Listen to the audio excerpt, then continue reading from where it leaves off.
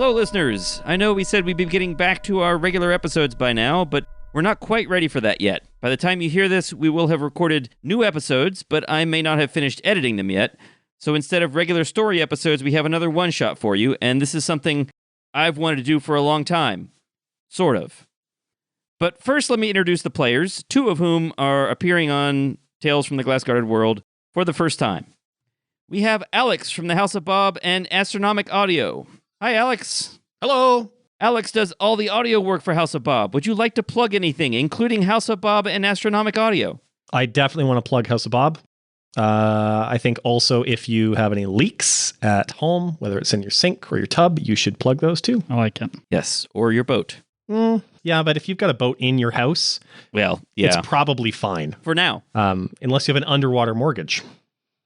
Jake. Jake is also from House of Bob. He ran their very cool Blackout campaign using the Sprawl system. Hello. Jake, would you like to plug anything? Alex already plugged House of Bob, so, that again, I guess. Yeah, that's really about it. Okay, well, thanks for joining us. We also have Jessica, who you know as a lot of characters. Yes. She's Mama Sass, Coral Petrichor. She was briefly Calantha Namora. She's Senden Vang. She's Symphonia the Pegasus. Right. And she was the GM for Crash Pandas. And Dibberin. Don't forget Dibberin. Oh, and Dibberin Pilk, of course. I'm sorry, the gnome priest. Right. Let's make sure we get all of our credits in here. Have I left anything out? I don't think so. All right. Do you want to plug anything? You should listen to this podcast, but you're probably already doing that, so good job. All right. And finally, we have Pink, also known as the Pink Pastor, who was DM for Oops All Lumpins and also played a cow in the Cow Soup one-shot. And he was a red shirt in the recent Lasers and Feelings sequel. That's right, Marty Tim Topper. Thanks for coming back once again. Do you want to plug anything? No, just once again, my great wife, who's letting me stay up past our bedtime to record this episode. You're a wife guy. A wife guy? Yeah. Is that a stereotype that I'm fulfilling? Yeah, you're a guy with a wife. Yeah. I'm also a wife guy. Couple of wife guys in here, eh? Those wife guys. All right. Now let's talk about the game. Today we'll be playing a very old game, Star Frontiers. First published by TSR in 1982. That's older than I am. That's also older than I am. This tabletop RPG was published 40 years ago. Nice. Wow. I played it a bit when I was very young, because I'm very old now, but I didn't get to play it as much as I wanted. I didn't have other people to play it with. I just had like a few other people who might play from time to time. I have wanted to give it another try for a long time. I haven't been able to get around to it. In terms of game design, it is very outdated, as we will see. There are some things to like, however, and we'll talk about that after the game. To make it even worse, and in order to make it possible to do this as a one-shot, we'll be playing the basic rules of the game. That's why I said this was sort of something I wanted to do. The basic rules are not as interesting as the expanded rules. So I'll explain the rules when we get to them, but they revolve almost entirely around combat in the basic rules. The Star Frontiers game came in two rule sets, Alpha Dawn and Nighthawks. Alpha Dawn, the one we're playing, was all about individual characters and was followed up by a series of adventures, all of which took place on foot and in land vehicles. With the Alpha Dawn box set, there were two sets of rules, basic and expanded, and we're using the basic rules for now. The later Nighthawks expansion was devoted to spaceships and spaceship combat, and I've never played it, and I probably never will. Okay. So here we go. Near the center of a great spiral galaxy where stars are much closer together than Earth's sun and its neighbors, a human race developed. They were not identical to the humans of Earth, but they were not very different either. When these humans discovered that waves of subspace high tachyon particles could cross interstellar space faster than light, they realized that they had found a link to the stars. A radio message that could have taken years to travel between stars would be sent with subspace communicators in months or even weeks. The humans started broadcasting news of themselves to the neighboring stars, which doesn't sound like a good idea, but that's what they did, and soon found they weren't alone. The humans made contact with an inventive species of insect-like creatures called the Vrusk, who had developed limited space travel decades earlier. One of the Vrusk's mining colonies had already contacted another species, the shape-changing Dralicites. The two species had been exchanging information for several years. The Vrusk and Dralicites were pleased to learn of another intelligent species, They sent a wealth of scientific information to the humans. Using this new knowledge, the industrious humans quickly developed interstellar spaceships. The three species met in a large area of space known as the Frontier. There, they also discovered the Yazirians, a species of tall, maned humanoids. Now, I don't know why they think the mane is such a remarkable feature, given all the other weird things about the Yazirians, but that's what they mentioned. Anyway, soon, settled worlds in the Frontier became melting pots for the four species, with a dazzling mixture of architecture and alien cultures.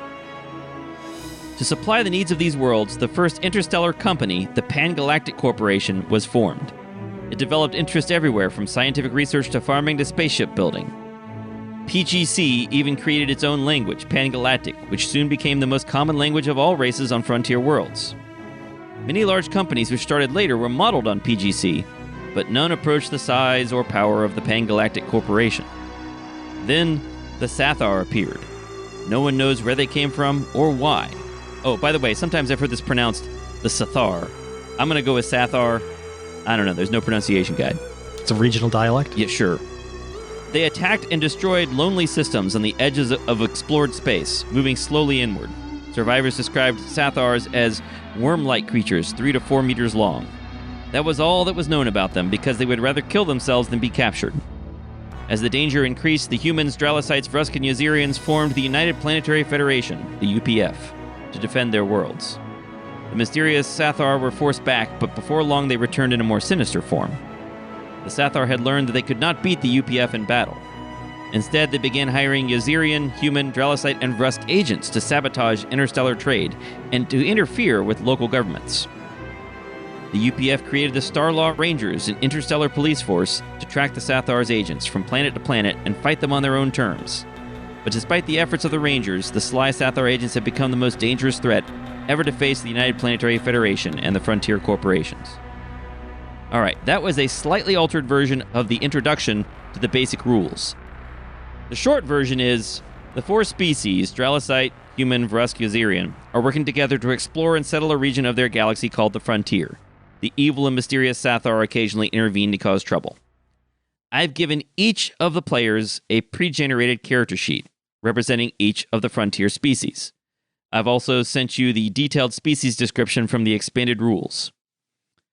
So now let's find out who everyone's playing. Alex, who is your character? My character is a Yazirian. His name is which translates roughly to Greg. Greg. For humans. Perfect.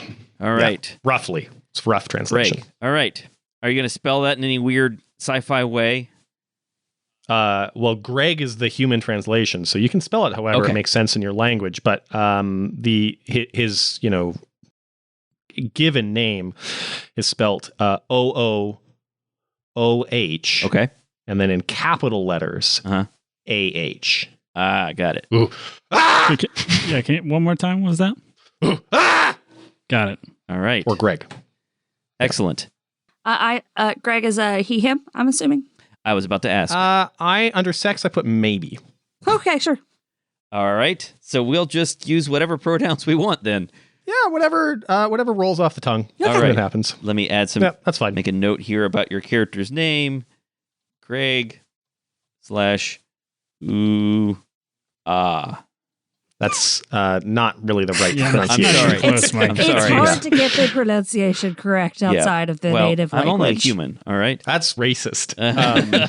I forgot. I should have you guys tell us a little bit about your species since the listeners won't know. Alex, tell us a little bit about Yazirians since the listeners have no idea what that is. They're kind of like big apes, but also like bats because they've got some weird wing flaps. On Earth, there's like flying squirrels. So imagine that, but like on a gorilla, and then with like a dope butt visor. One of those classic dope butt visors. Yeah, so they actually are. They're sensitive to light, so they do wear usually goggles all the time. Yeah, I just learned something about my own people. Well done. that's why they wear those goggles. They have 4 or 5 knuckles on each finger. I can't remember. They have more knuckles than a human normally does. it doesn't really matter how many they've got. Yeah, it doesn't really matter. Yeah, they're ape bats is a good description. They're also very tall. Like, how tall are they? Are they like a tender 6 foot, or are they? Oh, I don't know. Let's look. It says here they are average size 2.1 meters tall. Yeah, so a bit over 6 feet. So that's a tender 2.5 meters right there. Okay, yeah. Yeah, I'm jealous of you guys Canadians who can just translate these meters on all these sheets. I'm Googling it. Yeah. Thank you. Jake, who are you playing? I'm playing our resident Vrusk, a large kind of mantis-like insectoids with 8 legs. His Vrusk name is Thritch Creech. But in Pangalactic space, he usually just goes by Thatcher. Oh, I like that. Okay. All right. So, Jake, tell us a bit about the Vrusk. Yeah, so they're an insectoid species. They kind of look a bit mantis-like. They have, kind of tall vertical torso and then a long abdomen. They're like a bug centaur or something. Bug centaur, exactly. Yeah. 8 legs, blue or green carapace, depending on how old they are. Yeah. They've got weird double jointed shoulders, so they can like move their arms like 360 degrees behind them or above or below or whatever they like. Yeah, they're ambidextrous, which back in the 80s seemed to be a big deal in role-playing games. Like, people seem to think that handedness and whether you were ambidextrous was a big deal. Now no one cares, of course, because it doesn't actually matter for anything. Nope. It's all about footedness now. Oh, right. It's just one of the special abilities on my character sheet is ambidexterity. Like, that's how important it is. That's right. Yeah, I don't know. None of these systems have critical hits, right? So it's not like you can lose your dominant hand, so it doesn't matter. But, oh well. Jessica, tell us about your character. I am playing a Drallicite named Schloop. Schloop. That is an excellent name for a Drallicite. Thank you. Drallicites are gray. They usually have like black veins running through them, particularly around the eyes. That's really metal. They can have a variety of limbs throughout their lifetime, changing from day to day, in fact. So that's fun. Multiple legs, 1 leg, no legs, lots of arms. It varies. Shape changer, kind of. Like, not like doppelgangers. Yes, but like I could go from a cube shape to a square shape, kind of shape changer. Yeah, you have a limited ability to grow limbs and change your shape crudely, right? So you can I guess you could become a ball and someone could roll you along. You could grow extra legs or arms. In fact, I should be showing you all pictures since I don't think you've actually seen each other's characters. So let's start. Here's the Yazirian. Yep, that's a Yazirian. Oh. Yazirian. It's the long legs that really throw me. Yeah. They're very hairy. And there's a Vrusk. Oh. That's colorful. Yep. And here's a picture of a Drallicite. And, well, we'll get to that one in a little bit. Okay. Whoa. Then finally, we've got Pink. Who are you playing, Pink? I'm playing Robert Humanman. He is a pretty average guy. He has psoriasis and sleep apnea, so he's kind of got the whole gamut. He's just your pretty average guy. He's very sensitive about like stereotyping humans jokes. Like, he's not a big fan of humans jokes. Like, even though they're a cheap laugh, he's pretty sensitive about it. Get over it, me pig. Can I suggest that Bob Humanman is not actually his name? That's just what his coworkers call him. and he finds this offensive. Sure, his real name is Theodore. Okay. But most people just call him Bob Humanman. Yeah, he's an amateur ornithologist. His favorite bird is the eastern kingbird. Sure, it's a good one. It's Tyrannus tyrannus in Latin. He's single, divorced. What else? What else do you need to know? I think that's all we really need to know. Humans are humans. Okay. No, I can tell you about them. I got a whole sheet. Okay. So they're warm-blooded omnivores. Yep. Yeah. They have 2 legs and 2 2 arms. Yeah, just 2. Yeah, typically. Yep. They have internal skeletons. Both hands have 4 fingers, and I just felt so weird reading this shit. I'm like, somebody just took the time to sit down and just write a whole thing about what humans are.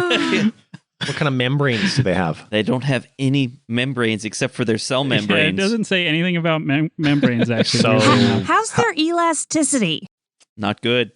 Not good. The colors it gives for skin tone are slightly racist. Oh no, I didn't even notice that. It's 1982. I bet they are. But it's it was made in the 1980s. Well, that's so not an we've excuse. come a long way since then. In the 1980s, I remember the 1980s, we did in fact know that there were a variety of skin tones of people. It's not an excuse, but it does make it less surprising. Okay, maybe. Anyway, Oh, by the way, I'm Sloop's currently in their neutral phase of life, so it's they them. they, them. Okay, Gotcha. thank you. Schloop. They, them. Yes, Dralicites go through male, female, and neutral phases. Yeah. In a specific order? It didn't specify. It didn't specify. Oh, I'm sorry if it's a personal question, but like, have you gone through this in a specific order? Or I think it is actually supposed to be they have a male phase, then a female phase, and then a neutral phase. Or maybe it's female, then male, then neutral. I can't remember. I don't know, But but I know neutral's last. Yeah. right? So Schloop is an old timer. Of the older generation, yeah. Nice. Okay. So this adventure takes place on the planet. Again, I don't know about pronunciation. It's either Gran Quivera or Gran Quivera. I don't know. In the city of either Port Lauren or Port Lorraine. I don't know. This is the capital city of the UPF and the headquarters for the Pangalactic Corporation, Star Law, and many other organizations. You are a team of investigators for the Pangalactic Corporation. And we have a map. Of course we have a map Oh, wow. because this is a 1980s tabletop role-playing game. Wow. Can you guys see this okay? Yeah. I'm wow. going to have to zoom in a lot. Good enough. Right now, don't worry about the details, just as long as you can all see something, I can tell Yeah. general shapes of buildings, but Yeah. not what buildings are. that's fine. Yeah. You know what? Even if we zoomed in, it still wouldn't matter what the buildings are. So it's fine. And as far as I can tell, this map was only used in the basic rules. None of the adventures that were later published or the adventure that came with this for the expanded rules ever used the map for anything. It was a big fold-out paper map. So unfortunately, while I'm using Foundry to handle the map, I'm not able to get everyone else connected to Foundry for technical reasons. For those who really care, I switched ISPs, and my new ISP, while very fast and inexpensive, doesn't support port forwarding unless I pay for a static IP, and I've arranged to pay for a static IP, but they haven't switched it on yet. So until then, I'm stuck with sharing the map this way. That means when you move around, you're going to have to tell me where you move when we get to that. And I know that that is not ideal. In fact, it's pretty terrible, but that's what we have. Sorry. Oh, I'm ready. Okay. This is how I make Sean do it when I play games with Sean. Move me one more north, I'm not Sean. even joking. One more. I make Sean do this. Okay, well, that's fine. I'm going to be the reader for this story. Normally, the game master in Star Frontiers is called the referee, but here I'm not even that. I'm just the reader because this adventure is set up as a kind of choose your own adventure. Right. I'll read a description and then I'll give you as a group several options. You have to somehow choose one, and I'll tell you what happens. There will be a lot of railroading. And like a choose your own adventure book, the story can end in very anticlimactic fashion if you make the wrong choice. But it should be pretty obvious when that might happen. Anybody want to take Nice. bets on how quickly we can get ourselves killed? I'm going to try for 25 minutes. Okay. You probably won't just get yourselves killed. Really, what can happen is you make a choice and it just sort of says, okay, you basically walked out of the adventure. Oh. Yeah. No thanks. Okay. Oh. That's no fun. It's that's why I said it's really anticlimactic. It's like, oh, why did you even make that an option then? Oh well. Eventually, you will have slightly more freedom to make independent choices, but this adventure is designed to be very limited for the sake of new players. Gotcha. Does anyone have any questions before we get started on the adventure? You mentioned you changed ISPs. Who's your new ISP? Metronet. And your current IP address? 3. And your home address? 3. And your social insurance number? I don't think we. Also 3. I don't think we have that. Right. Mother's maiden name while we're at it. And what was the first? What was the color of the first car you drove? Name of your first pet. It was also 3. It was 3 colored, as it turns out. All right, so let's start. The adventure is called Pangalactic Security Breach. You have been contacted by Pangalactic Corporation headquarters to investigate a breach in security at several top PGC research centers. Someone has broken into these centers and destroyed valuable equipment. The raiders never set off any alarms and were never stopped by anti-intruder security systems. Your mission is to find out why the raids are taking place and to end them. Here we go. And now I'm reading the script. Yeah, isn't it weird? Oh well. It's extra weird because you're showing us behind the curtain as it happens. Yeah, I know. That's part of what's interesting about this is I want to give a little window into this 1982 game design. I'm all for it. I'm here for it. You have met at the Security Service building to discuss your new assignment and talk to some PGC experts about why the security at the research centers failed. You're in the main computer room where data collection and analysis is handled. The chief of security and the head programmer, both humans, are helping you. Humans. Also in the room are 4 technicians, one of each different race. Now, I want you to imagine, since this is a 1980s role-playing game, big banks of large computers in the background with reel-to-reel tapes spinning back and forth, apparently containing impressive amounts of data. The programmer shows you a small computer cabinet containing thousands of crystal wafers. The security information and command controls for all of Pangalactic's research centers are stored here, he says. We ran a thorough check of all the systems and couldn't find anything wrong. There's no way the raiders could have broken in. The programmer and chief seem puzzled. And here we go. Here's a choice. What are you going to do? You could wait for the raiders to strike again. You could investigate the site of the last attack. Or you could ask the computer if there is a pattern in the raiders' attacks. These guys are both humans, right? There are 2 humans, these 2 humans who are these employees, the programmer and the security officer, and then there are 4 technicians also in the room, and they are a human, a Rusk, a Yazirian, and a Dralicite. So I'm going to ask our fellow investigator here, Bob Humanman, if he could ask his cousins about Oh my gosh. about some background on the latest attack. I don't talk directly to a human unless I absolutely have to, and it's already one human I already have to talk to directly. Hey, bud, look at me. I'm sick and tired of just being put into this box. Okay, look at me. I know you. We've been working together for a while, and I know you're just trying to get my goat, but I'm just telling you it's not working. And I'd appreciate if you would Greg keep interrupts Humanman by going, "Ah! Oh! Ask questions." Excuse me, sir. As your fellow human, I was wondering if you could just what have you sensed a pattern to these attacks? Allow me to move over to 3. So if we try to do things that are not on the list of actions, are you going to shut us down? We'll see. We'll see what happens. Depends how weird Taking they this are. off the does have rails, Mike. Right away. It does have a few places where it says, if they want to do something else, tell them this. Right. Yeah. All right, here we go. The programmer nods, pleased with the suggestion, and inputs the question. In a moment, the holotank lights up, displaying a map of the frontier with red lights showing the planets where raids have taken place.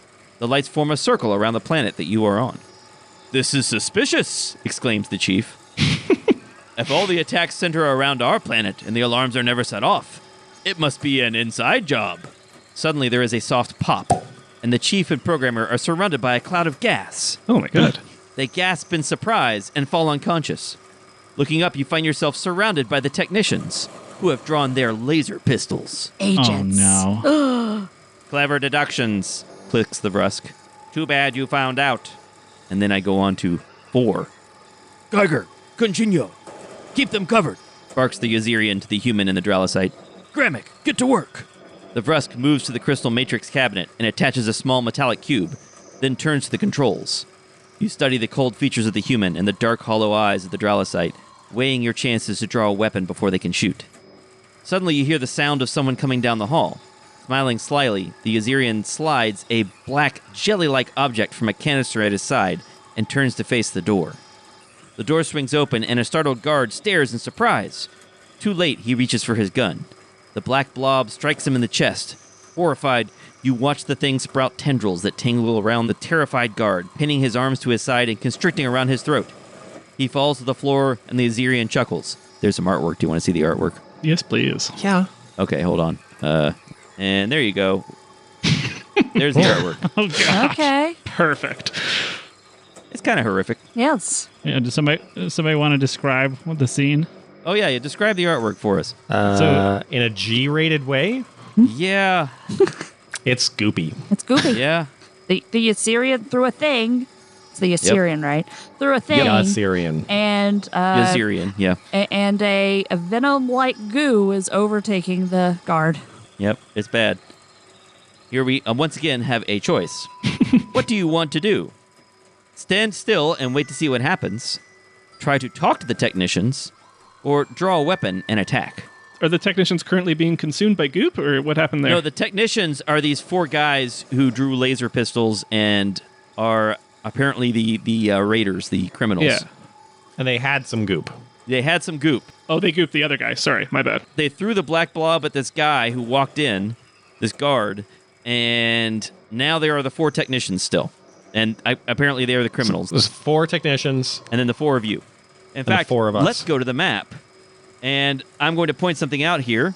Oh. So Cute. 2 of these people on this map are supposed to be the security officer and the programmer. I don't know why we want them on the map. No. They don't do anything. So I'm just going to get rid of them. And I'm going to go ahead and move this human over here just to make a little space. The way this map works, you can see that there are these squares. Each square is a movement unit. And each of these little counters that represent you. You guys are the A counters. So Yazirian A is Yazirian. Alex. I'm sorry. Is... oh my gosh. Greg. Say your name again. Or thank Greg. you. Yes. Greg, if you can't Greg. pronounce that. And then we have Vrusk A, Dralicide A, Human A, and then the technicians are Human B, Dralicide B, Vrusk B, and Yazirian B. The original game came with a cardboard sheet of little punch-out squares Awesome. that you would put on the map, and they look just like this. They're like prehistoric minis. Yes, that's right. I mean, minis were around at the time, and in fact, there was a line of Star Frontiers minis, and they were pretty good, but they didn't want to have that with a basic game. It's much cheaper to have, cardboard. Sure. They're like the Right. like the little chits that you would get in an old war game about like Right. Yeah. World War I or whatever. Right. So there's 4 of them and 4 of us, right? Exactly right. Weapons drawn. Greg hates being surprised. So he is immediately enters a rage because Oh. he's so upset that they would dare surprise him. And so now he takes half damage from piercing and bludgeoning attacks. Not magical, of course. He gets a bonus of plus 20 to hit in melee. And he starts with a battle rage score of 5. Don't know what that means. That means that battle rage score of 5. First of all, that's from the expanded rules. That's not in the basic rules, but let's do it anyway. Yeah. Let's do it. But that 5 means you have only a 5% chance to enter a battle rage. Oh my god. What? I wish you could see Alex's face. Why? Yeah, so why is a great question. Like, here's this cool thing that you can't do. Do I roll to Yes. see if I enter Go it? ahead and roll to see if you manage to roll something less than 5 and enter a battle rage. Okay. Less than 5 or 5 or less? 79. 5 or less. 5 or less. Okay. 79. So, no. Yeah, so you're not able to work yourself into a So number normally rage. Greg hates being surprised, but Yes. he wasn't that surprised this time. So he coolly draws his weapon. He seems pretty calm about it, actually. Yeah. You shouldn't have drank that chamomile this morning. But it sounds like you're going into combat. Yeah, let's. Yeah. Yeah, Okay. we'll draw guns. Our team, we've been through this before. We're used to this. All right, so combat has begun. Yeah. From here on, the game proceeds in 6-second combat rounds, just like D&D. Great. We start by rolling initiative, just like D&D. Great. Unlike 5e D&D, initiative is rolled once for each side, and it is re-rolled every round. Okay. Yes. Me. Now, I know this sounds weird to you, but this was actually very common in tabletop RPGs of the time, and it was even used in first edition AD&D. where you have to roll initiative four times for like each side of your. No. No, you just roll it once for each round. They'll roll initiative and we'll roll initiative. Okay. Right. I'm looking at these squares on here and I'm like, so I have to roll 4 times. No. One for north of me, one for south. Oh my God. No. All right. No. Here's how it works. All right. The player whose character has the highest initiative modifier on each side rolls 1d10 and adds their initiative modifier. That's the IM on your sheet. 5. Unfortunately, 3 of you, the Vrusk, the Human, and the Yazirian, have the same initiative modifier of 5. Okay. The Dralicite, being slower, has an initiative modifier of 4, so one of the 3 of you needs to roll a 1d10 and add 5 to it. So, I don't care who. Alex? Yeah. 14.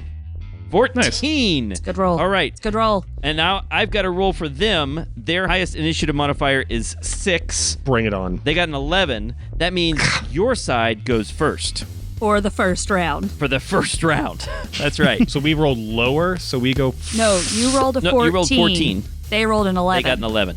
Gotcha. Okay, got it. All right. Now that we know who goes first this round, next, everyone acts. You have the following actions available each round. You could move, you could fire a weapon, such as a gun, or you could even throw a grenade. You each have a doze grenade. I'll tell you what that does if you use it. You could move and fire a weapon. Ooh.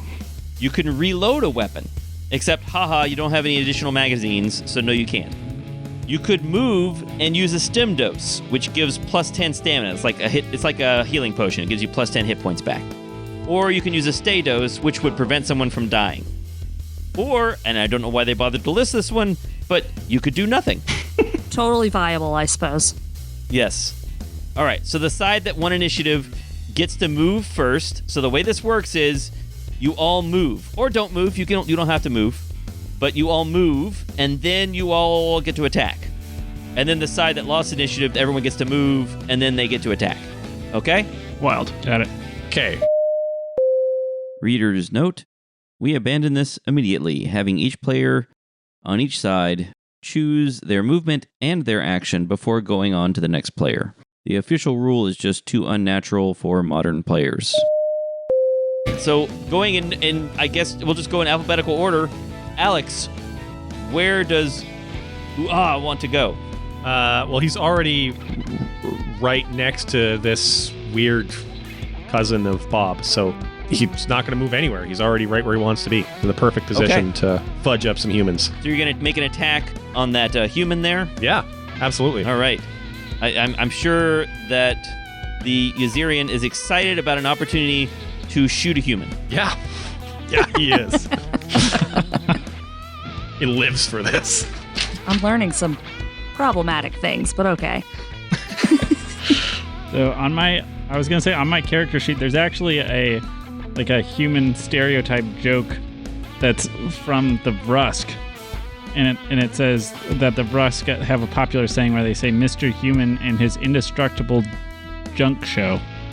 Oh. What? Yeah, isn't that funny? Yeah, That's very funny. Not quite sure. It's kind of out of place. On my sheet, it says we find that Rusk find humans unpredictable and a little lazy, so that tracks. That's fair. All right, so here's the deal. You've got you, the Yazirian. Yazirian, yes. You have a laser rifle and a doze grenade. Now, in the actual adventure, you're each supposed to have exactly the same weapon, a laser pistol. But that's super boring, right? Yeah, it is. Right. So I've given each of you different weapons. And the Yazirian has a laser rifle. Yazirian. I'm going to use it. All right. So, fortunately, you're firing at point-blank range, which means there is no penalty for you to hit. Okay. And your chance to hit is 50%. Okay. So go ahead and roll, and if you get under 50, you hit. I don't. All right. So mark 1 unit of ammo off. I know. I hate this. I know. Thrilling. I know. Isn't it ridiculous? Okay. Well, anyways, mark 1 unit of ammo off. It's especially frustrating in the basic game for reasons we'll talk about later. But yeah, mark off a unit of ammo. You have 9 shots left with your laser rifle. Great. And you missed. All right. At point blank range. From point blank range. That's right. And the next person who gets to go is the Vrusk Thatcher. So, what do you want to do? Well, Thatcher is what is he? Looks like his back is up against the wall and the window there of the building. There's actually a door behind you there. Yeah. A door. Oh, it's a door. Yeah. Okay. Well, he is staring down one of his brethren, this Vrusk, who has shown himself to be a traitor to the Pangalactic Federation? Pangalactic Corporation. Yeah. Corporation. Excuse me. Yes. There's the Federation and then the Corporation. Different things. Yeah. One's a government. One's a business. Gotcha. It's actually not even clear if the Pangalactic Corporation is a business. It might even be like a non-profit corporation. They're not real clear about what they mean by that. But anyway, go ahead. Corporate structure is apparently very important to Rusk society. It's like it's how they pick their names, and like having a job is the most important thing. Thatcher used to be a landscaper, but he's in between jobs right now. I can see that actually. Which is very embarrassing for a Rusk. But anyway, so he's got this coveralls and a tool belt, Right. which have a kind of forest motif on it, and he reaches down to grab his laser pistol and fires at the traitor scum across from him. All right. So I assume I am short range then? He's two You away? are 2 squares away, which is short range. That is -10. So Oh my you have gosh.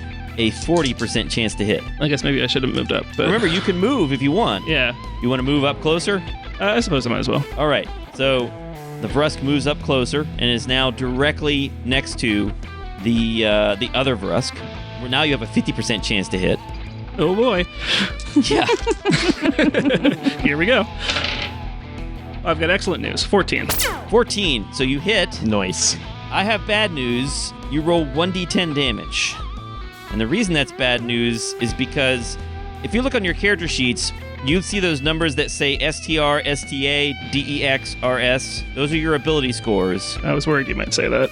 They are strength and stamina, dexterity and reaction speed, intuition and logic, personality and leadership. STA is your stamina. That's basically your hit points. For example, you have, Jake, your character has 40 stamina, 40 hit points. And you can make a good guess that the villains have a similar number of hit points, right? Oh gosh. Yeah. So This entire session going to be this combat? Pretty much, although it could change depending on how things go. But anyways, we'll try to speed things along. The combat definitely drags out. If you want to skip to the end of the combat, go to 1 hour, 19 minutes, 30 seconds. So go ahead and roll your damage. 1d10. 1. 1! All right. Nice. So it is feasible for me to shoot every piece of ammo I have and only deal half of their hit points, That's basically. entirely possible. Now, Good start. technically, the game doesn't have melee combat in the basic rules, but I've got rules for it if you want to use it. And Yeah, because there's a mention of melee combat on my character sheet. that's right. Yeah, because the character sheet for the basic and advanced is the same. But yeah, we'll get to that if you want to use melee. Melee basically means if you hit, you do like 3 points of damage. So do I get a chance to berserk every turn, or only at the beginning of this combat? Let's play it that way. All right. Sure. We'll go to Bob Humanman next. So what does Bob Humanman want to do? Well, he is going to. I think I'm going to try doing the doze grenade. Ah, yes. He tries not to kill when he can. He sees the eyes of all those he's killed every time he tries to go to sleep at night. Yeah, that's part of his sleep apnea. Yet another reason why Ooh-Ah hates him, why Greg hates him so much. Yeah, it's part of why he wakes up in the middle of the night not being able to breathe. It's partially the sleep apnea, partially the souls he's taken. All right.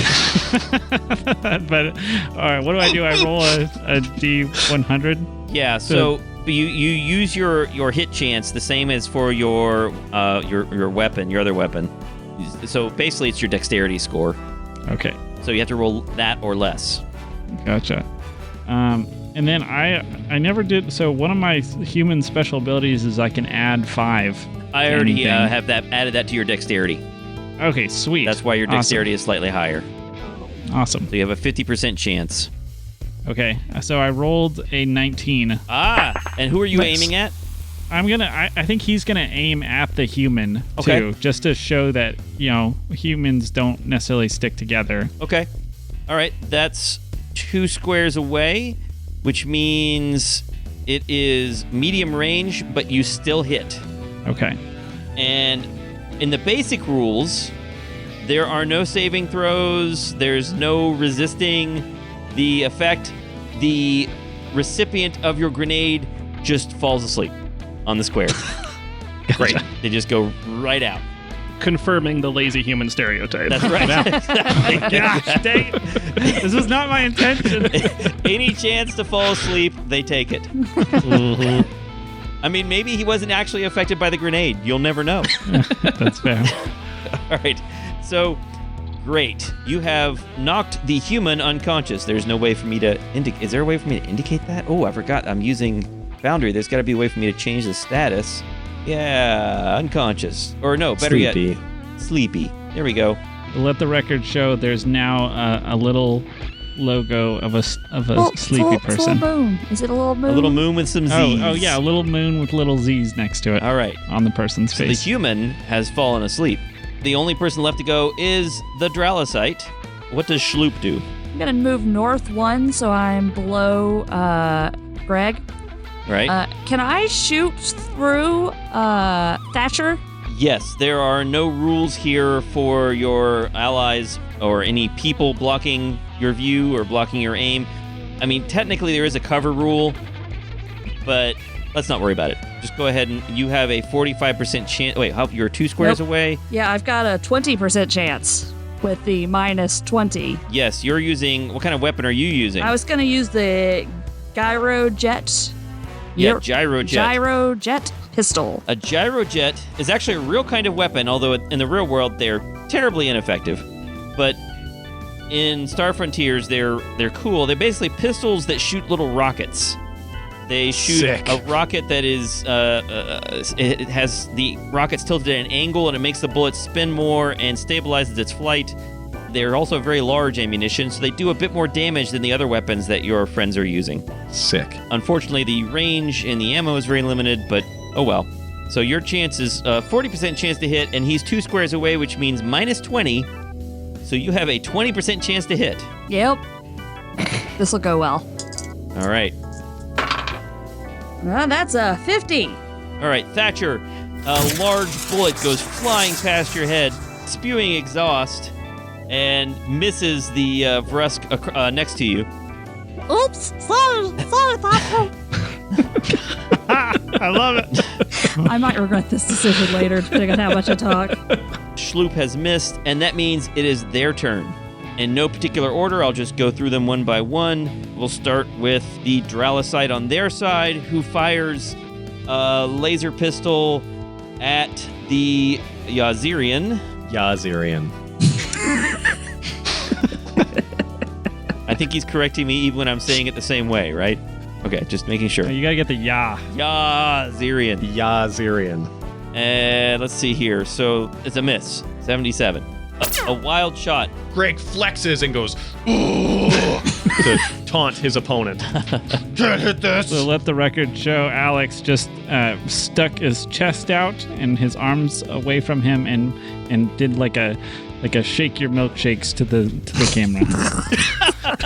Is that what that is? It's a Yazirian taunt, but a dumb human wouldn't know that. Unfortunately, the Dralicite just looks confused. And now it's their Vrusk's turn. And the Vrusk's chance to hit. And the Vrusk is firing at Thatcher. And, oh yes, and most definitely hit.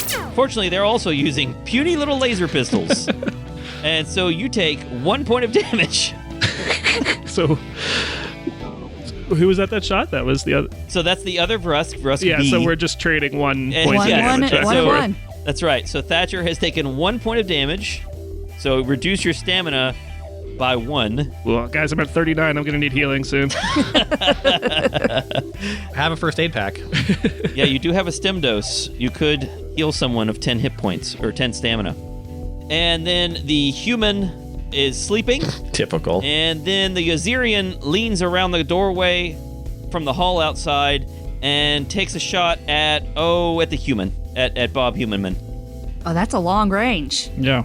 That is 1, 2, 3 squares away, and I rolled a 94. So, a terrible miss by the Yazirian. the Zirian. Zirian. Yes. And that brings us to the next round of combat. Isn't this clunky? All right, so now we roll initiative again, right? I got an 11.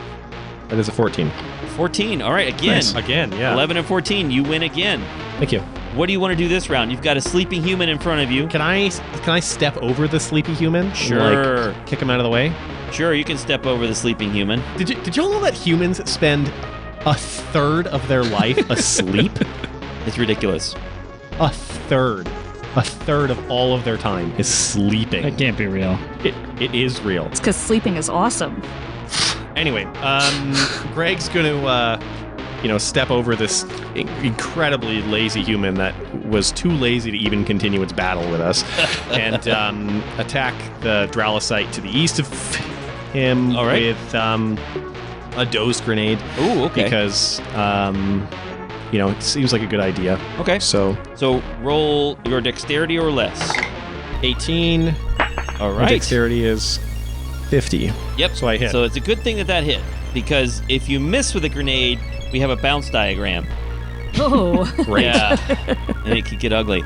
But we don't have to worry about it, because we're playing the basic rules. And the Dralosite They sleepy. just falls asleep. And that means it is... let's see. Now we're doing Thatcher. Thatcher, it's your turn. What do you want to do? Oh boy, I've got so many options. How do you choose? I gave you 5. 5 things you can do in combat. Well, to do nothing. Bide my time. Yeah. Typical human option.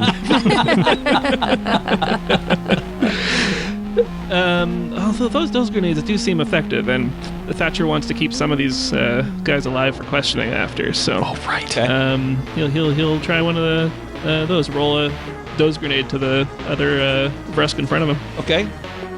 Let's use all our resources. Yeah, let's do it. 97. Oh boy, here it goes. Here comes the bounce diagram. Oh dear. All right. Yoing. Such a Okay. crowded room to be chucking grenades willy-nilly. It is. I'm amazed that a grenade doesn't have an area effect. Nope. Nope. 1 square. Very specific. 1 square only. All right, Now, here does we it go. help that I'm ambidextrous?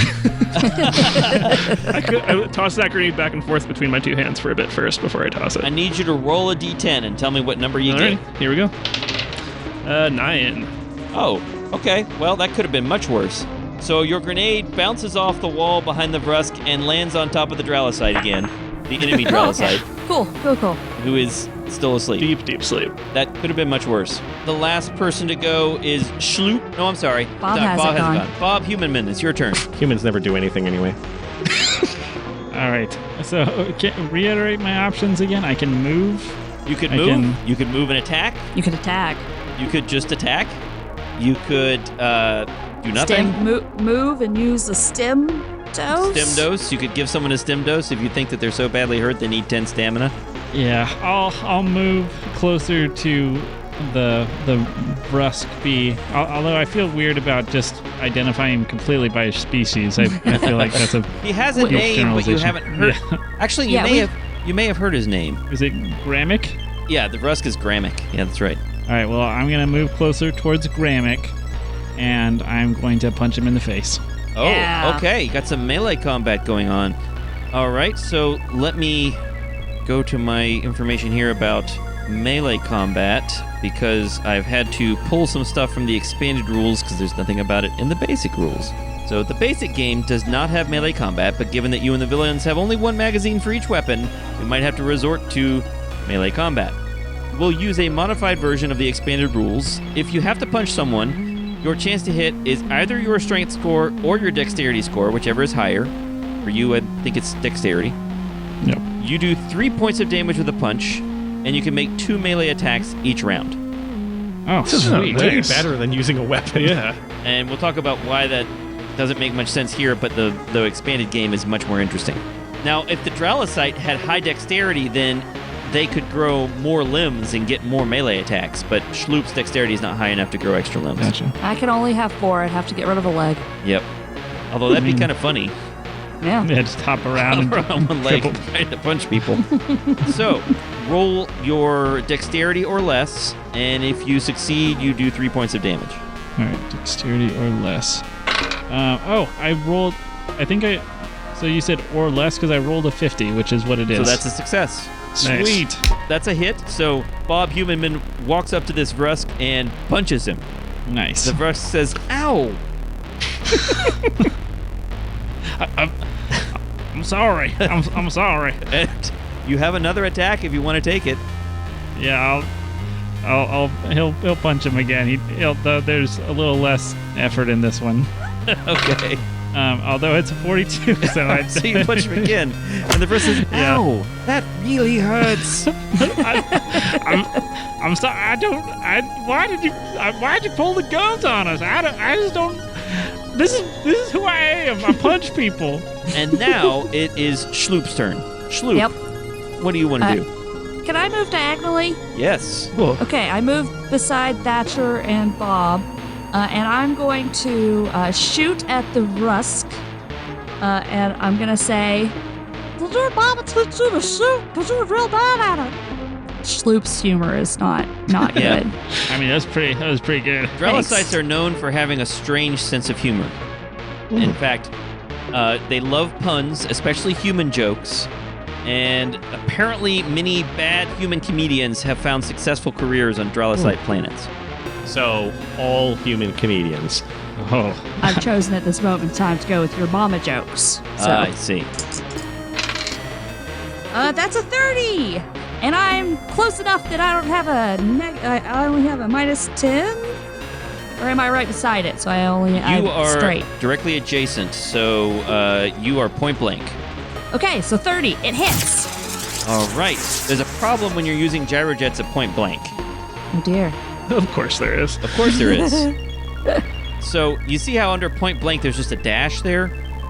Point blank is supposed to mean that the rockets haven't had time to fire up yet, and so it doesn't actually work.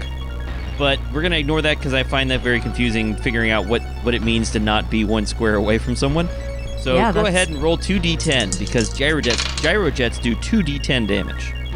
14. Ooh, ow. Nice. So you hit the Rusk for 14 points of damage. This Rusk is taking a serious beating. so it's lost like a tenth of its health now. No, actually, this Rusk is in pretty bad shape now. He's bloodied, right? Gotta be. Yes, Do Russ have blood? they do. They do have blood. All right, and that means it is now their turn. Let's see. Only the Rusk has been injured. The other two are uninjured or asleep. So the Yazirian. There we go. Yazirian. Dang it. That guy is going to shoot at the other Yazirian. I have a name. Yeah. He doesn't know it. Yeah, he doesn't know your name. Yeah, well, the reader knows it.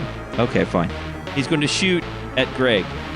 And, a 33. And that is less than his dexterity. So he shoots you, Greg, for 7 points of damage. That's actually a fair bit. Greg cries out in pain. Ah! The Azir. Oh, did you want to roll your combat fury thing? Your 5% chance this round? Fail. All right. Yeah. Okay. And the Rusk is going to take a shot back at the Drellicite. I accept that. A 19. That is a hit. And the Drellicite takes 6 points of damage. Oh, rude! That is the end of the round, and we're back to initiative. You have not yet achieved the condition for them to do something different. Oh my god. There is a condition under which they will change what they're doing, and you have not yet achieved it. Awesome. So, initiative. They got an 8 total. 7? 7. All right. So they get to go first. Their Yazirian fires again at Greg Yazirian. and misses a 96.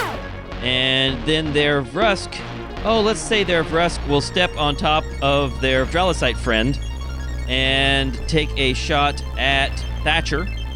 Attack of opportunity while he leaves the threatened square. I There assume. are no attacks of opportunity in this game. He's still in your range. Yeah, I suppose.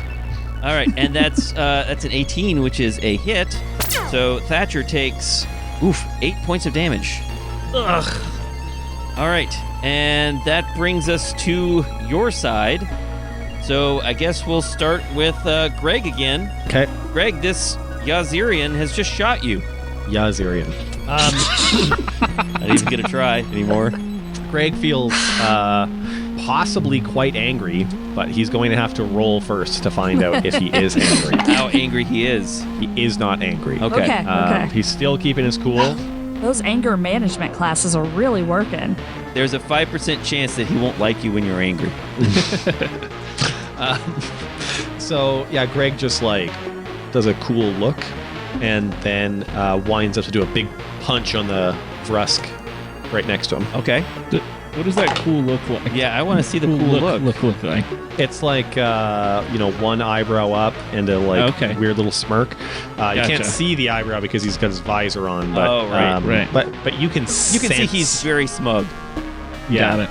Yeah, his overall body language is quite smug. All right. Roll your dexterity or less. It's 27. My dexterity is 50. So that's a So hit. less. You 3 points of damage to the Vrusk, Great. who says, "Ow, stop it." And do I get to attack again? And you have another attack. 13. 13. Boosh. That is also a hit. 3 points of damage. This Vrusk, you guys are just really wearing him down. Great. Okay. And Thatcher. Thatcher, what do you want to do? Oh boy. So many choices. Yeah, Thatcher's liking the look of those melee attacks, and he's got his two ambidextrous, multi-jointed arms to swing around. So he'll give that a go. The ambidexterity is very important. Yeah, it's like my one ability. So That's right. all right, here comes the first swing at Vrusk there. Nope, 72. All right. Try again with your second attack. Try. Nope, 56. All right. So the Vrusk likes the way that. Oh, did you want me to move you next to him, or are you okay with punching diagonally? If he's fine with diagonal. Okay. So maybe that's the problem. The Thatcher is trying to punch diagonally at this other Vrusk, and just swings, and the other Vrusk ducks out of the way. Apparently not interested in getting punched again. Sure. That means it is Bob Humanman's turn. Bob Humanman, or Theodore, is going to move forward and attempt to just continue to punch this Vrusk in the face. And as he does so, he's going to be going, "Please stop. This fight is taking so friggin' long." Yes. It's going to be time for the human to sleep pretty soon here. I need my nap. So he's going to roll. He rolled a 90 on the first one, which is not going to Nope, hit. that doesn't hit. And then he'll roll a 42 on the second one, which 3 will. more points of damage. This Vrusk is in pretty poor shape, but still up. So you punch the Vrusk, and the Vrusk rocks back. The Vrusk doesn't have much more of this in him. That means it's Schloop's turn. Hello, guys. And Schloop's gonna do nothing. All right, cool. Bold move. Gotta try our options, yeah. The penalty to shoot from this distance is too much for me to be willing to waste a bullet. And I can't get close enough to punch, so Wow. go, guys. So that means it is time for initiative again, because they went first this round. This time they got an 8. 12. 12, you go Nice. first. All right, starting again with Greg. Greg, do you want to try to enter a rage again? Yeah, absolutely. Let's find out if he's mad. 17. He's Nope, not. He's nope. not mad. Maybe a little angrier than he was before, but not mad enough. He's miffed. Yes. Yeah. Perturbed. Yeah. Beyond perturbed. It is time to make your attacks then. Are you punching or shooting? Oh, he's punching for All sure. right. 13 That's a success. Oh. and 62. All right, so one hit. Vrusk is still not down because there are lots of stamina points, but we're in the single digits now. Great. And yeah. And that means it is Thatcher's turn. I think it can be hard to tell looking at this like insectoid face, but Thatcher is so depressed right now. I think like his antennae are drooping a little bit. Like he took a big risk leaving his landscaping job to join the Rangers, and he can't even hit this guy in front of him. The temptation is to do nothing, but You can see this Yazirian and this human next to you. They're raining down blows on this Vrusk. You can see the Vrusk's carapace is bending and warping under the blows. well, he musters up what courage he has and takes another swing, but his heart isn't in it. Maybe if you imagine it's a really stubborn weed that you just can't get to go away. Yeah, maybe he reaches into his tool belt and produces a spade or something like that and swings with that. And I mean, it worked. 31. All right. 3 more points of damage. Second swing.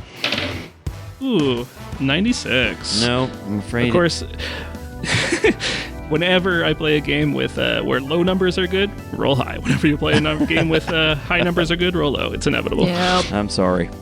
All right. Well, the Vrusk it's not going to stand up to 2 more punches. 2 more punches and this Vrusk is going down. Or 1 lucky roll from a laser pistol. Bob Humanman, what are you planning to do? Theodore, I should say. So I assumed like holding the laser pistol to his chest and telling him to surrender is not an option. You could try it. All right, I'm Bob Humanman is going to hold his laser pistol to the Vreth's frontal carapace and say, "Surrender, please. We don't want this entire episode to be combat." The Vrusk scowls at you and says, "I cannot. It is not within the reader's directions to allow me to surrender." Uh-huh. Why are we both metagaming? You started it. So All you right, want I to make guess- your attack with the laser? Yeah, sure. I'll go right. ahead and he'll pull the trigger. Maybe you'll get lucky. Oh, nice. Another 42. All right, roll 1d10. Oh, I rolled a 10. Oh, the Vrusk goes down. Nice. All right, and there's only the Yazirian left. Yazirian. I don't know. It gets me every time. And all right, so I guess that's the oh, I'm sorry, Schloop. The Vrusk is down. There's only the Yazirian Yazirian. left.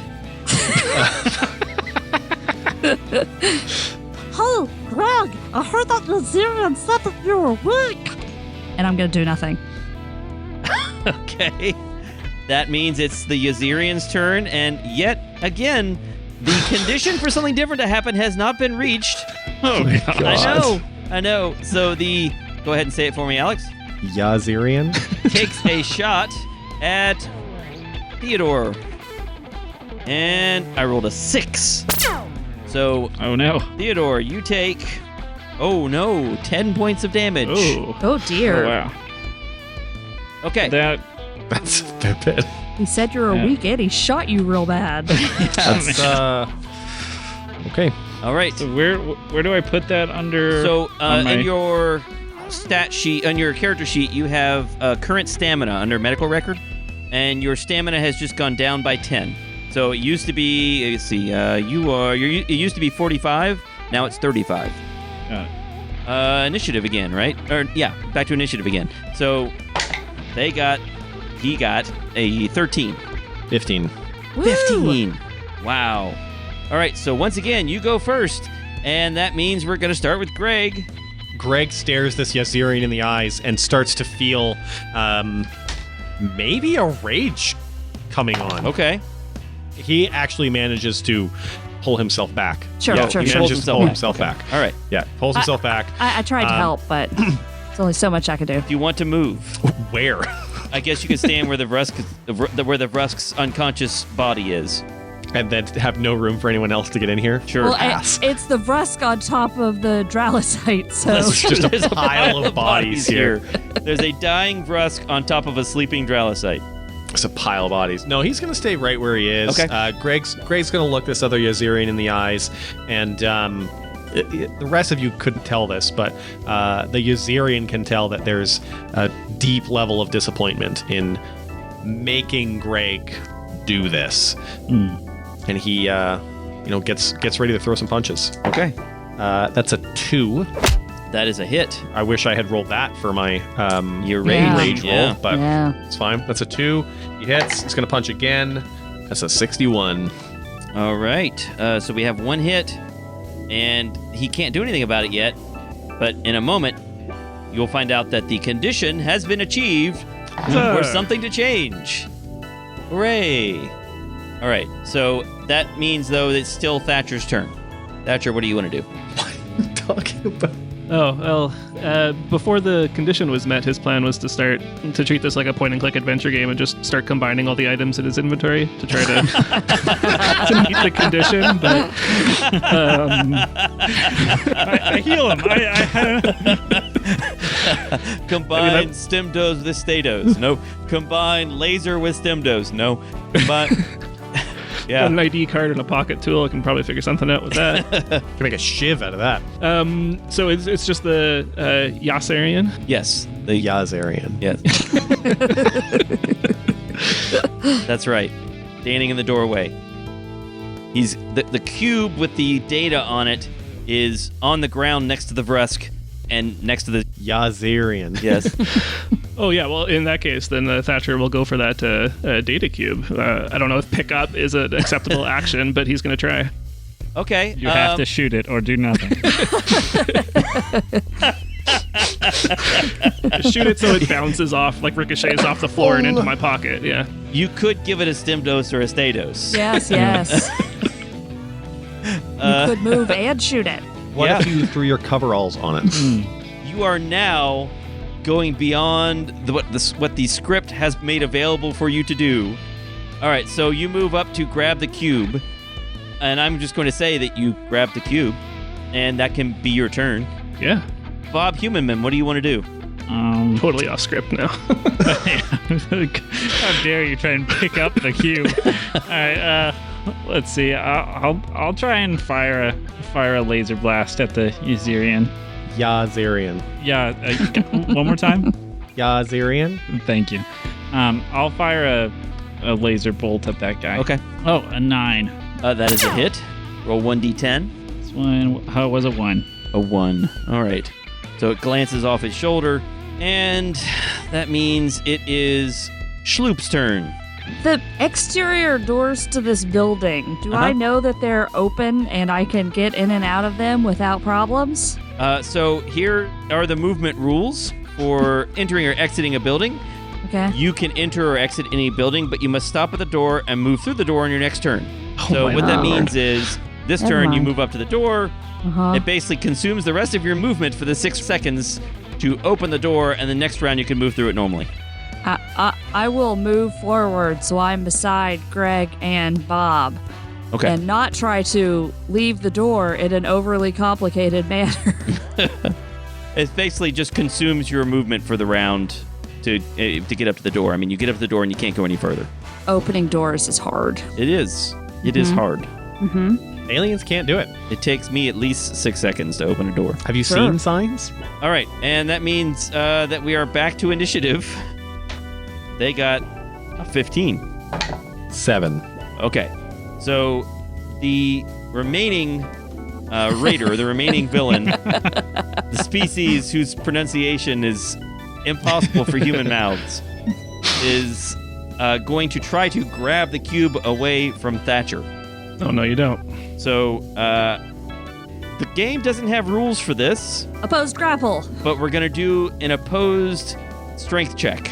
Oh no. Yeah, so so we're going to both roll, and we're going to use rules that are something like what you might see in Mothership or some other percentile systems. You have to roll under your strength. If you both roll under your strength, then the higher of the two rolls wins. Does that make sense? And the higher one, so like the higher number. The higher of the two wins. That's right. You roll under your strength to have a chance at succeeding, and then if you both rolled under your strength, then the higher of the two numbers wins.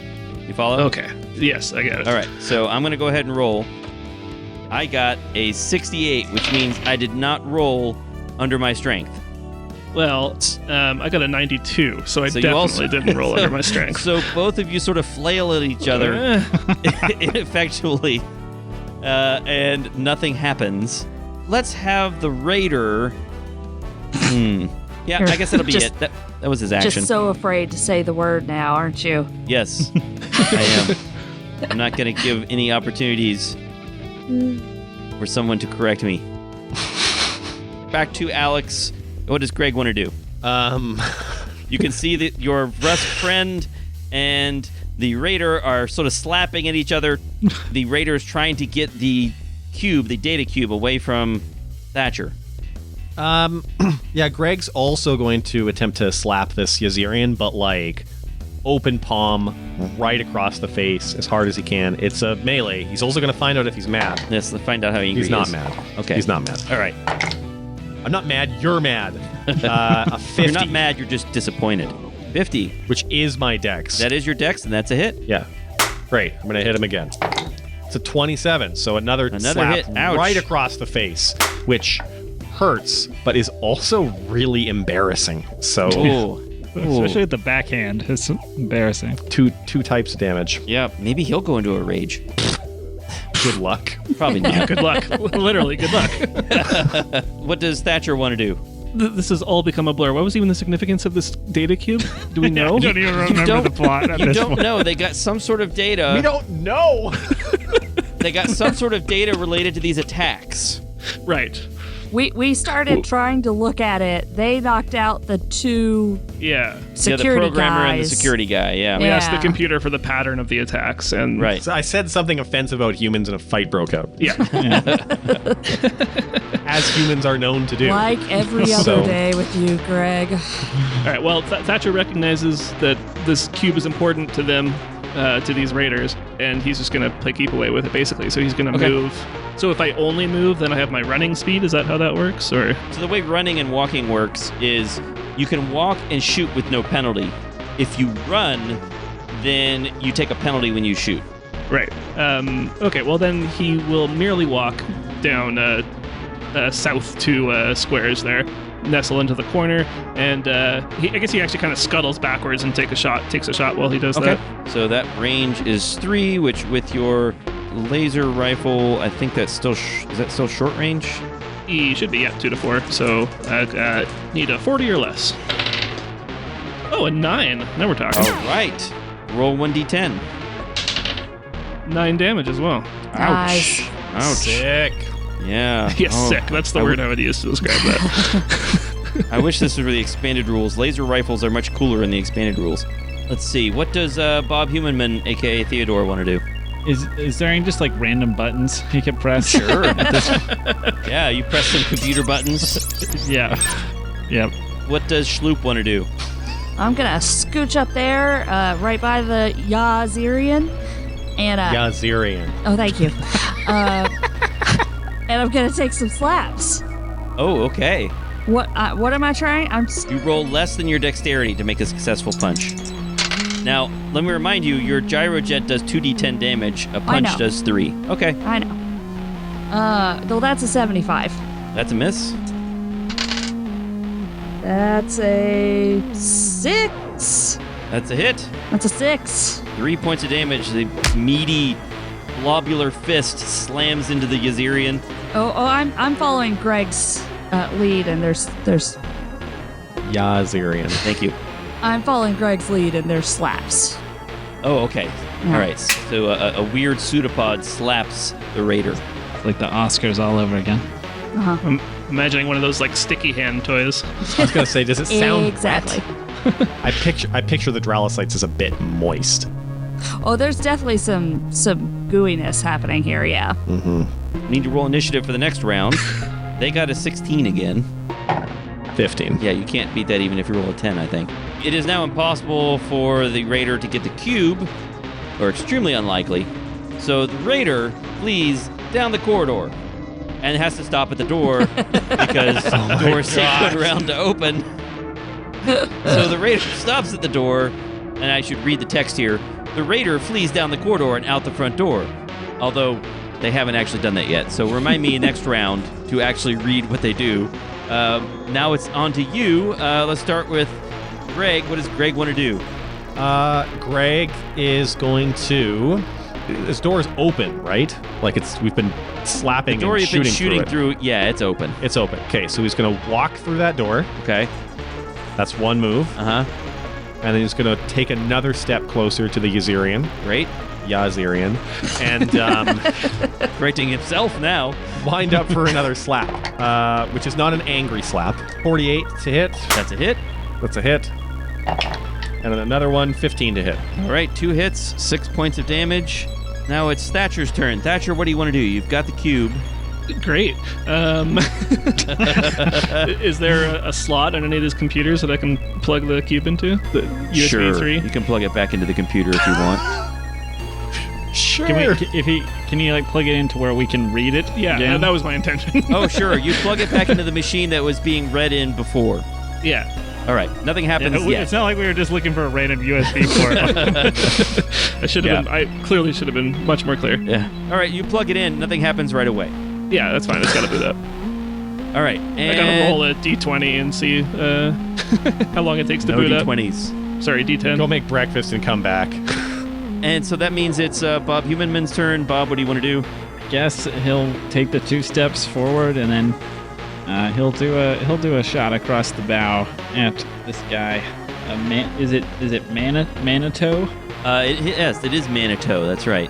Well remembered. Manitou. Well, no, I'm looking over at the name The sheet. names are actually on there. I can't see that. It's too small I on my actually screen. memorized all of their strange alien.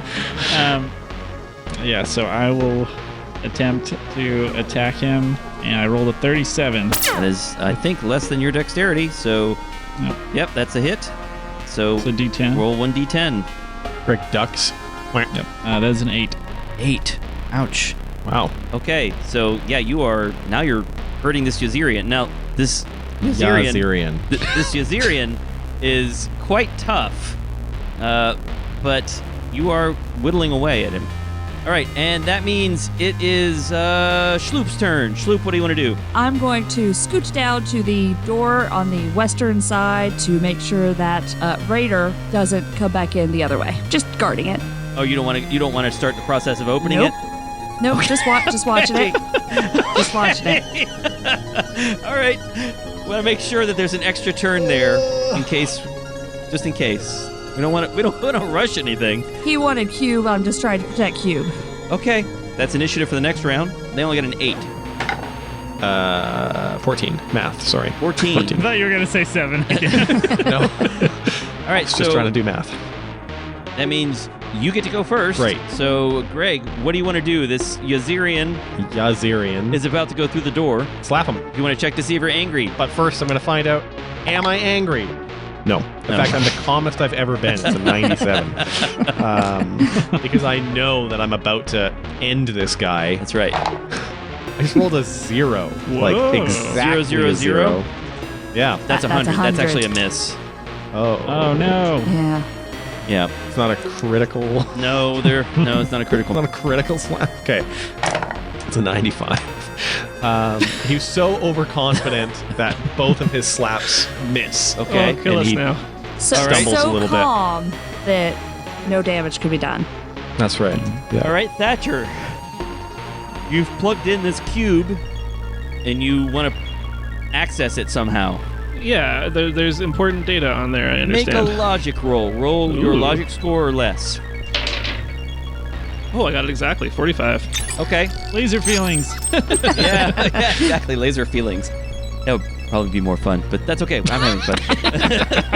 So, you managed to turn it on, and the system's starting up. You know how to turn on a computer, and that means it is Bob Humanman's turn. What do you want to do? I bet you want to take a shot. Yeah, I'll take a shot. Okay, take a shot. I just was trying to think of some way to make it more interesting. Nope. I No. could not think That's of not a the way. point of the game, I think. This game them. refuses to let you do interesting things. Sorry. All right, let's... I think that's the golden rule at the start of the book. Do not be interesting. All right, he rolled a 12, which will be a hit. Okay, roll 1d10. I have not been doing a good job of keeping track of my ammo. Wow. He rolled a... Oh dear. Well, you've only fired, I think, 4 times. Yeah, I think this... I think this is maybe the 4th or 5th. I'm not sure. But he rolled a 2 to further damage. Oh, okay. Let's see. Schloop, what do you want to do? Schloop is guarding the door and doing nothing. Doing nothing. All right, the Yazirian moves out the door. Yazirian. Run speed is 6. Oh, wow. So that was 1, 2, 3, 4, 5, and stops next to a skimmer, which is like a hover car. Ooh. Although none of you can see that. And now I get to read the rest of the text. The raider flees down the corridor and out the front door. You run after them. I don't know, maybe you don't, but it says you do. But they have a head start and are a turn ahead of you, sort of. Seeing you following, the raiders split up, except there's only one of them. One runs across the road, except he doesn't. And the rest jump into a waiting skimmer and pull away from the curb. All right, so now I get to give you all a choice. What do you want to do? Call Starlaw and alert them to the crime, pursue the lone raider, or pursue the raiders in the skimmer. Well, I guess really there's only one raider and they're in the skimmer. So it would be either the call Starlaw or pursue the raider in the skimmer. We don't need the cops. I'd say we just pursue him. Okay. But that will mean more combat. I just Right. Cannot emphasize that point Fine. enough. In this one situation, we'll call the cops. Okay. I feel like this is just going to be us wiping our hands of the case and being like, now we're done. We go It's home. not our jurisdiction anymore. Yeah. All right. No, we can. If Greg wants to, we can pursue the guy. Well, okay. Is there any? Oh, cool I don't want to have to do combat again. Well, here's what it says. It actually does change a little bit here, but not a lot. Anyway, Right. you call Starlaw on your communicator and report the crime. They thank you for the information and tell you the raiders probably will head toward the spaceport. They will alert spaceport security to watch for them. Now what do you want to do? You can try to discover what the raiders were after, or you can continue pursuing the raider in the skimmer. Well, I think we were kind of trying to figure out what they were after with the All right. data Yeah. cube thing. Yeah. Yes, good call. Good call. Good call. Thatcher, you discover that the data on the cube is encoded and it requires someone with security access to access it. However, you have these two unconscious men here. So you return to the computer room and you administer stim dose to the two unconscious men and manage to cut the guard free from the black strands. He didn't die. Oh, our guys. Right. Okay. Yes. I was about to ask, like, why are we helping the... Yeah, no, not the raiders. After examining the damage, the chief announces, what? That doesn't make any sense. Okay, well, anyway, according to the script... It's a weird thing to say. According to the script, the chief announces, I'm afraid all the security data on every PGC research center has been stolen. I hope the Star Rangers catch them at the spaceport. But on the other hand, you got the cube back, so I guess it hasn't been stolen? They didn't prepare for the eventuality of them not getting the creative paradox. So, and then it says to go on to read 21. So let's go on to 21. You could engage in a chase across the city, following the Yazirian across the city, and then you had to obey all the movement rules. Like, if you want to call a cab to chase him in the skimmer, you have to call a cab. It takes 2 rounds to get there. Then you could jump in the cab. It takes a round to get into the cab. And then every time when you draw the cab across the city, it has to stop at certain intersections. And Oh no. yeah. Oh, Yeah. God. There are movement rules for the skimmer. Is there a mechanic for me to commit suicide? No, it is not one of your options in this game. When you Move, return, move and so shoot. here's what it says to read. When you return to Pangalactic headquarters, your superiors put in a call to Starlaw. Unfortunately, they report that they failed to catch the raiders, but they did find the skimmer that the raiders used. Great. When they searched the skimmer, they found something that looks like a recorded message. They play it back for you. And then I go to the end and I read that. So what, Mike? What would have happened if we had killed this guy? Then, let's see here. Was that an option? Let's see here. It seems to think that they're going to get out of the building and that you're going to chase them. Okay, That's gotcha. it's pretty much assumed. Right. The condition for them to leave is that each of them gets hurt. Oh. Oh. Okay. So because you knocked out all of them except for one uninjured And guy, one Yeah. at a time. right, and one at Yeah. a time, right. But it assumes that that they're going to get out of the building.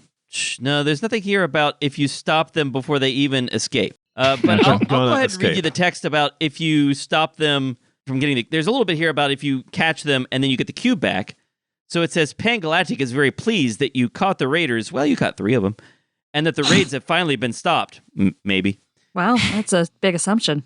Yeah. They are especially happy that you recovered the metallic cube because it contained data on all PGC security systems. If it had fallen into the wrong hands, who knows what could have happened? When you try to question the raiders, each smiles slyly and touches a button on his collar, then stares dumbly at you. When you examine them, you discover that they have been injected with a drug that turned them into idiots. They won't be answering any questions now. While you are reviewing the case with your superiors, there is a call from Starlaw. They searched the raiders' skimmer and found something that looks like some kind of recorded message. They play it for you. And here's the recorded message.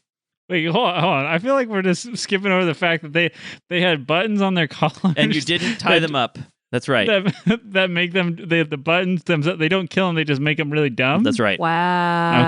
Okay. All right. Got it. A fate worse than death. Maybe they were told that it would kill them. I don't know. It malfunctioned. The Trivid screen grows hazy, and then a hideous worm-like creature appears, its segments glistening with slime. And I should probably show you the picture of a Sathar so you can see what that looks like, because Sathar are kind of cool. They're cool in that they're very weird. Ooh. Right. Huh. Yeah. Looks like Like a seahorse with legs. Yeah, exactly. I was going to Yeah, say there's- there's sort of like a weird tentacle with a butthole. Yeah, so they have a ring of teeth and that little mouth thing there, Horrifying.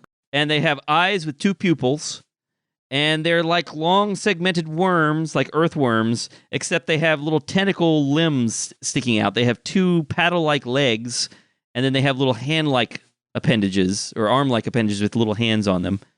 They're pretty weird. It's an earthworm gym. Yeah, it's from Jim. So one of these things appears. On the screen, yeah. Oh, okay. Yeah. You hear its hissing whisper congratulating the raiders for infiltrating security. Then it describes the raiders' next mission. They are to fly to a top-secret military asteroid where research is underway on a special weapon that can reduce entire populations to mass hysteria. They are to meet other agents who have already infiltrated the base and steal the device. Cold chills run up and down your spines as you eye each other silently, except for the Vrusk, because the Vrusk doesn't have a spine, and neither does the I was going to say, do they all have neither does the spines? Dralicite. Nope. Case is more diabolical and far-reaching than you first thought. The raiders are working for the Sathar. I mean, that's Dun, what I dun, first thought. dun. Yeah, Yeah, for sure. it seemed Yeah. Kind of obvious. Yeah. Okay, so anyways, that's the adventure. We could have chased them across the city, but it didn't come out that way. Let's talk about it. This game gave me cancer. Oh, no. This is awful. Yeah. So this is a slightly altered version of the basic rules. They are not great. So I was going to ask you some questions. Did it feel like a 40-year-old adventure with a 40-year-old game system? Yes. I mean, it yes. felt like I was playing it for 40 years. Yeah, for sure. Not great, right? Definitely some problematic things happening in there, too. Yeah. So tell me about the things you didn't like about it. I have my own opinions, of course, but tell me about the things you didn't like. I mean, it just took forever. Yeah. Lack of options. Yep. And nothing happened. Yep. Yeah. I don't like the combat in addition to the railroaded story, but the combat is boring. There's nothing to do. You just roll dice until one of you gets to 0 stamina, right? The railroaded story I could kind of forgive because it's the adventure. That's the way they set up the adventure. It's not a good way to set up an adventure, but it's how they Right. did. So fine.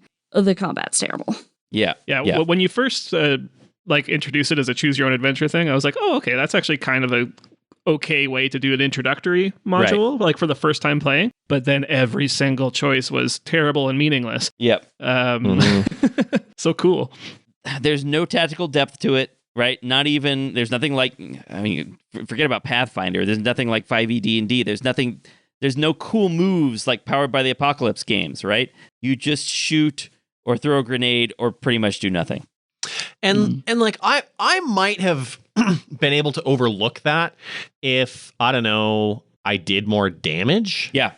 Yeah, And that's let me another talk thing. about that. Yeah. Like if I flattened one of these MFers immediately, that stands for mother father, by the way. Sure. This darn if I mother flattened father. one of these mother fathers like immediately, I would have been able to overlook the Or if you've been boring able to use combat. your cool rage ability, right? Yeah. Yeah. 5% chance. 5% chance. 5% chance. 5% chance. Imagine if D&D was like that. Yeah, you can enter your barbarian rage if you roll a 1 on D20, right?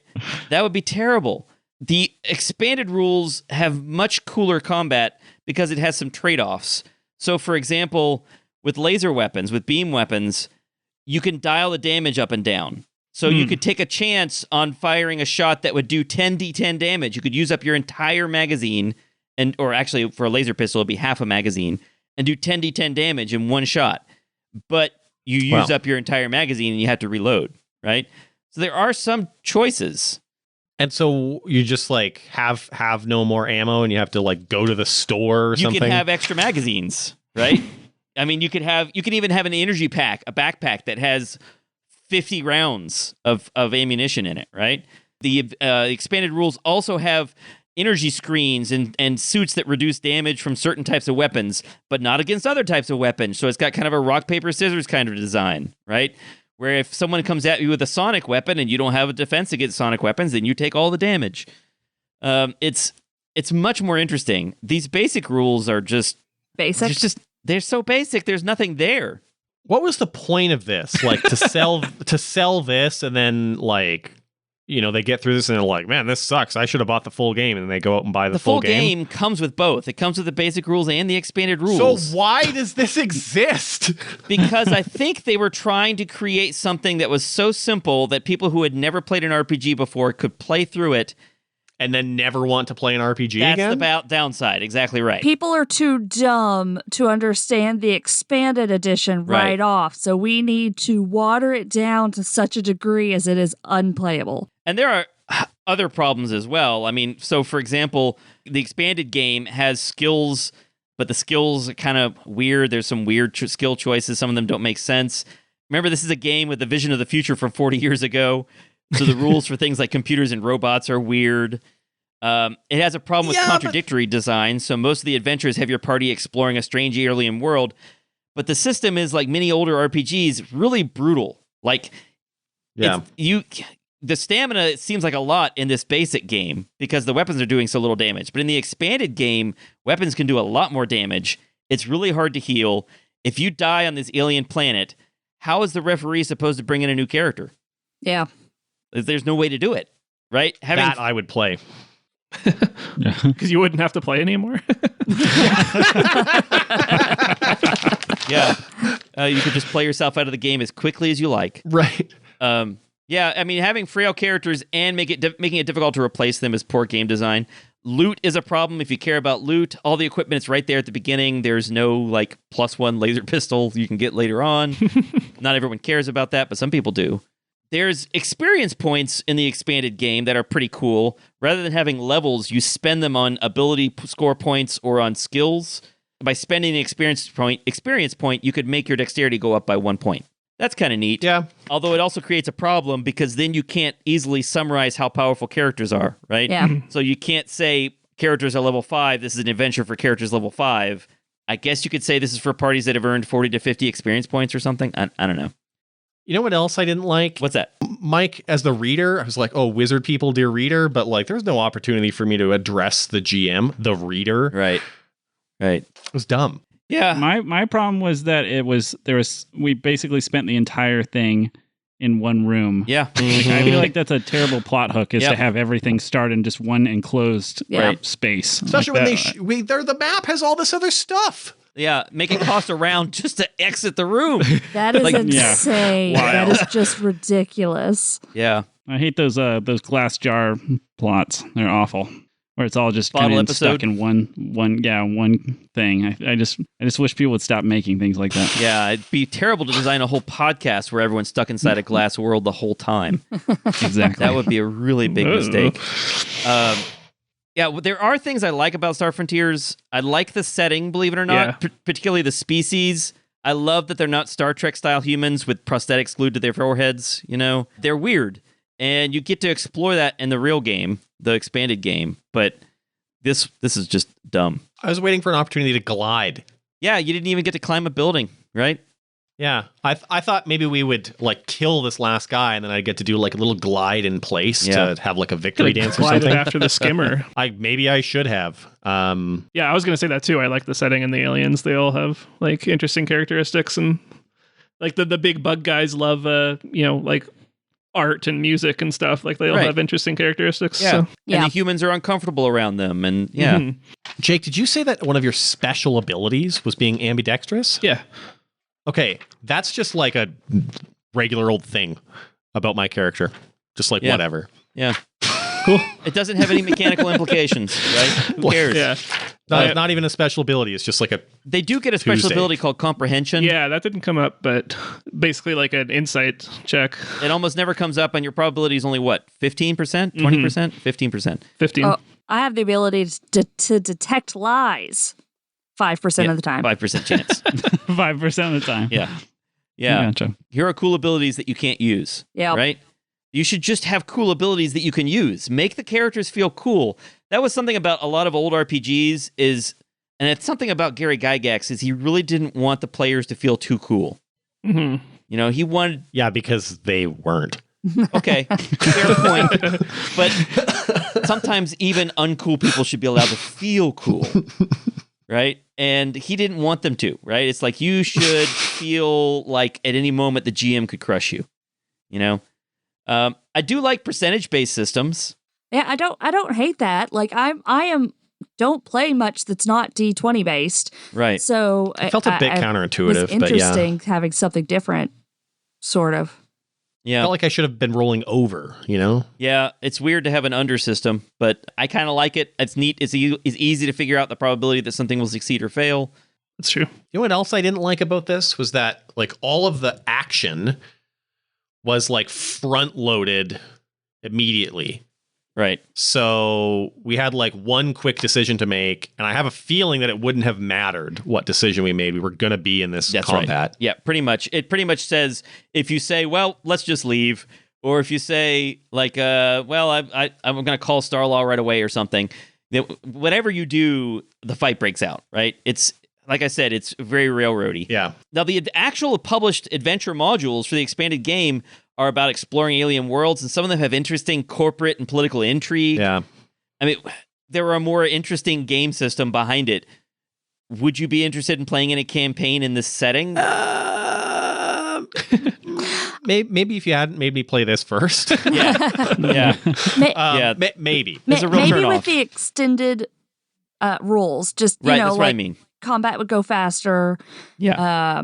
It still feels like it would be a bit clunky just with the lack of options, but Yeah. I feel like playing a longer campaign, you're going to have more opportunities to change it to fit what we're looking for. Yeah, what I have thought about doing is at some point trying to basically rewrite these rules, the expanded rules, to make a game that is modern, but use the setting. No, I like that. I would definitely play in the universe if the rules were redone. Yeah. I mean, I'd love for characters to have abilities they can use, right? Ooh, novel. Yeah. Yeah. Okay, well, cool. I'm sorry that it kind of sucked, but You did It was an kind of warn us. experiment, You did kind of warn us. that was kind of the point, to look at a 40-year-old game and see what game design was like back then. Bad. It was bad. I mean, D&D was popular. That was the most popular game, the first real tabletop role-playing game. And it was bad in different ways, and some in some similar ways, and bad in different ways as well. At least Star Frontiers has a unifying percentile mechanic. D&D was just a mess of different mechanics at the time. But I think it was interesting for me to see people playing the game. I'm sorry you all had to suffer for my entertainment. It was good. I insightful, I enjoyed it. think. Yeah, it was interesting to see. I think it's also funny, like, it makes me think of every time that someone complains about a new game and like they're like, oh, the games were better in my day, and it's like, this is what you were playing. you sure? It's Yeah. like all these new games, then of course they'll be like, oh, these new games are so woke, it's better when I was a kid, and you were playing garbage games though. Yeah. Mechanics were really bad. Yeah. I wouldn't say that D&D got fun to play until mechanically until 3rd edition. Mm-hmm. Anyway, well, thanks everyone for playing. I apologize, sort of, but I had fun. Never apologize, Mike. I apologize all the time. You warned us. I can't help it. I did warn you, We knew. Yeah. but I appreciate you making the sacrifice of your time for this thing. And now I get to edit it and try to make it fun to listen to. That's another challenge. Yeah. Right. All right. Well, thanks, everybody. Anything else anybody wants to add or plug or say? Schloop, there it is. Thank you. I think that's probably enough.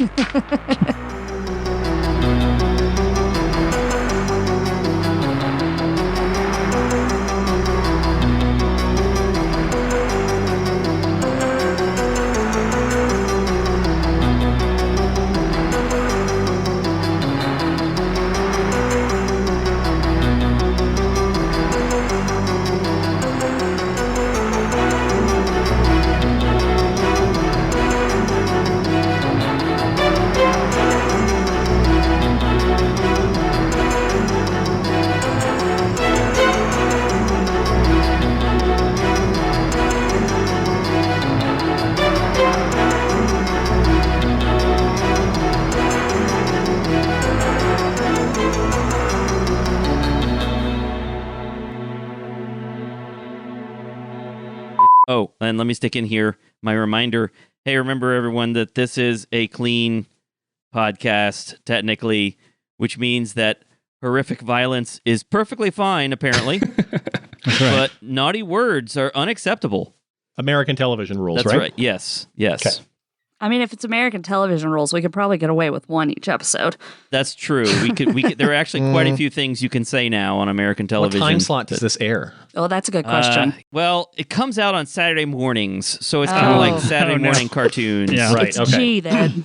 Yeah. Yeah. Well, yeah, it's like the cool cartoons from when you were young, though. So I might be able to slip in like a here. Right. Exactly. Damn. Right. That was okay. our one. Right. But Yeah, you used it up. It's You gone wasted it. It was worth it. Lazy humans. Sorry. I had some like pre-written like bits of like jokes ready to go here. now. Oh man, can we hear some? Well, they're not full jokes. They were like, you know, things for me to work into it. But like Bob Humanman had something about ornithologist, right? As a hobbyist ornithologist, and I was like, oh, do you know what rhymes with ornithologist was hornythologist? And so I was like waiting for an opportunity to make some joke about how humans love or something. And then You remember this is a family problem? I want to figure it out. More Mike would figure out how to censor You're it. just trying to figure out how to make it G-rated at some point.